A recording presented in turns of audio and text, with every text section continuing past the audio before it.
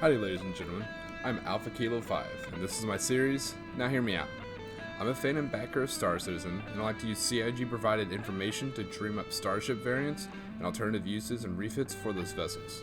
So with that being said, let's talk about the ubiquitous Aurora.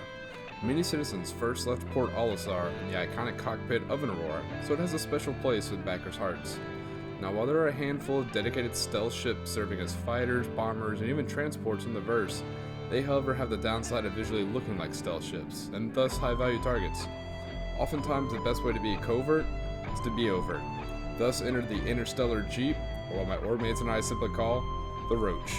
Today we're going to talk about the Aurora as a covert insertion extraction ship. So everybody pick up your theory hammers and grab some deck, because here we go.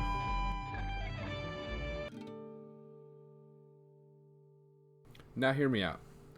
Every great space opera and sci-fi universe always has a romantic view on smuggling, and the ships that smugglers would use would become quite legendary. We often see good-hearted rogues with fast smiles and devil-may-care attitudes, always delivering the goods and getting the girl. To be honest, this is one of my personal favorite character types, no matter the genre. Smuggling in real life is a very different and rarely as glorious. However, an exception does come to mind. Truth can be stranger than fiction, and I feel not enough people know one of the most successful smugglers in modern history. No, I'm not referring to the fictitious bandit. I'm talking about the story of the Bosnian Ghost Camaro. Now, during the 90s, there was a conflict in Bosnia, and NATO was on scene, with many of the special forces operating, including the Jaeger Corps from Denmark. One of the members of this unit noticed that the UN supply trucks were being targeted. They were easy marks due to the low speed and the bright white paint scheme.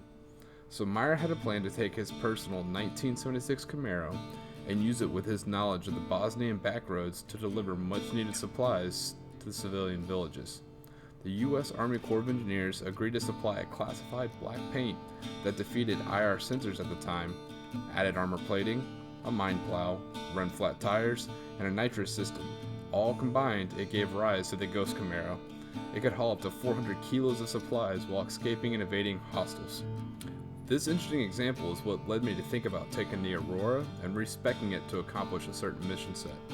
In the verse, I'm a member of a search and rescue organization, and while Cutlass Reds and Apollos are great vessels, I like to think of a specialized ship that I could use for search and rescue sorties. While serving the U.S. Air Force, I assisted in the training of pilots with survival, evasion, resistance, and escape, doing combat survival training. I worked as both Op 4 and Blue 4. When a pilot goes down, it can sometimes either be behind enemy lines or in an area where conventional forces would not be allowed to operate. This leads to a lot of sneaking around and the use of clever tactics and unconventional means to speed these pilots safely to the rear while avoiding hostile contact. Using this real-world experience, I wanted to think of a ship that I think would be great for extracting a downed pilot from hostile space or an unfriendly planet. Much to my surprise, this also gave me a great ship to smuggle goods, or even insert a small two-man team for covert missions. The RSI-made Aurora is the most common starship found in the verse, and for good reason. It's forgiving to fly, easy to afford, and highly customizable. These ships earn the reputation of being a jack of all trades and master of none. From hauling, exploring, and light combat, it can do many missions. Not that it should, or that it's the best ship too.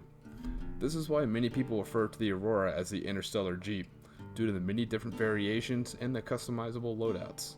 It can be difficult to talk about the flight performance when the flight models are constantly evolving. Due to the X-wings of the ships, it gives it the ability to easily achieve and maintain lift, however it will not be very maneuverable either vertically or horizontally in Atmo. This is a good design as it allows beginners to fly in space and above ground without much difficulty.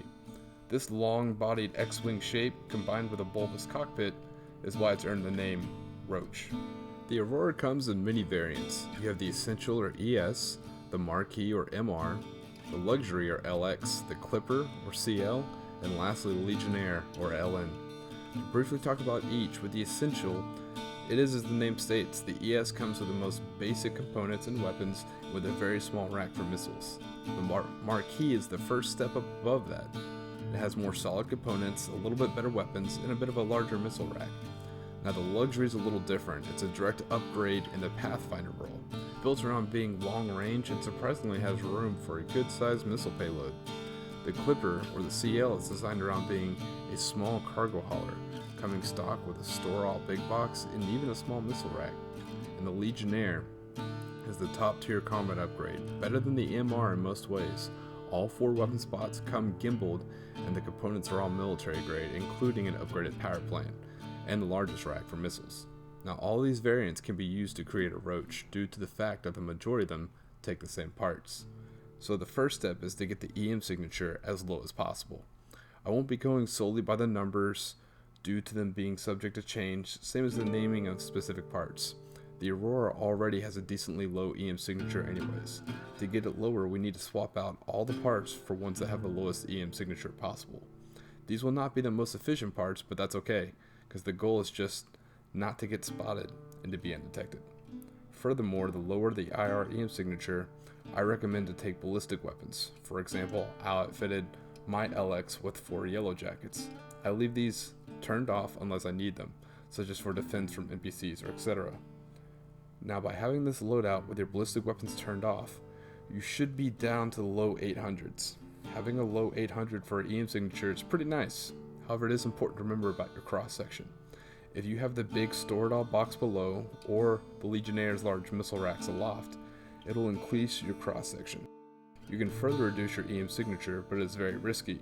You can turn off your shields. Now the Roach doesn't have much armor on its hull, so it's a massive risk. But with the shields turned off, your EM signature will be just below 300. Now that might make it a good stealth build, but what makes it great for the role is how it looks. I mentioned earlier that the Aurora will be the most common spaceship flying around, so this will help you, even if you get spotted electronically, and then confirmed visually, the Aurora generally doesn't set off alarms. When making your Roach, have a good idea of what the mission is. For example, I built my LX into a combat search and rescue ship to retrieve downed pilots planetside or ejected pilots in hostile space. When people hear combat search and rescue, they focus on the combat part, thinking they need a fully loaded Super Hornet. The trick is to avoid contact, and thus the usefulness of the Roach. However, if contact is made, having those 4S1s and some missiles never hurt.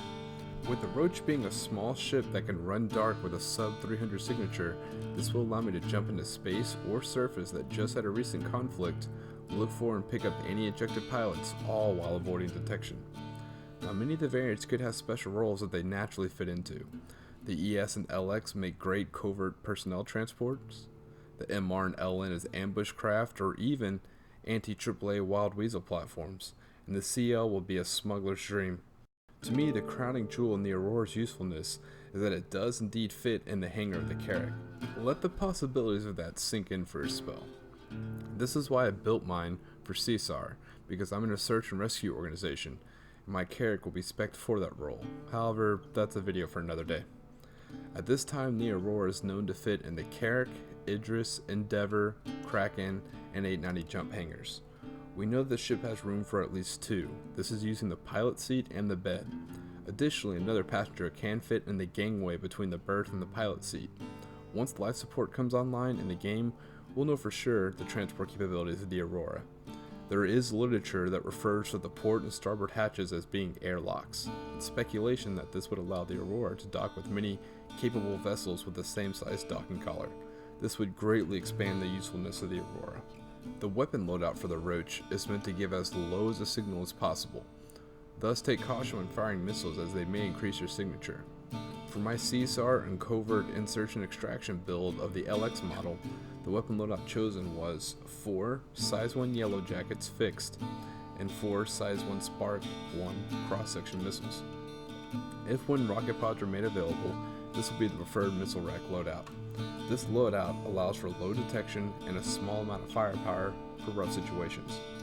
The Aurora, without the store-all big box, has a lower cross-section, but it can only hold 3 SCU, whereas with the big box you get 6 SCU, but with a larger cross-section. Again, it's a game of risks. While many may look down on the Aurora as but a lowly starter ship, that alone increases its covert value.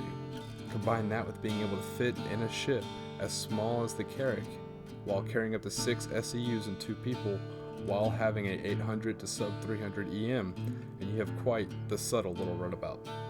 With the ability to ferry personnel or illicit cargo with minimum levels of detection, any smuggler's guild, piracy outfit, or clandestine military service would do well to have a roach or two in its ranks. Thank y'all for watching till the end and for hearing me out. Please let me know if y'all like this kind of video format. Stand by for more repurposed ships, and if you have any ideas, please let me know in the comments below.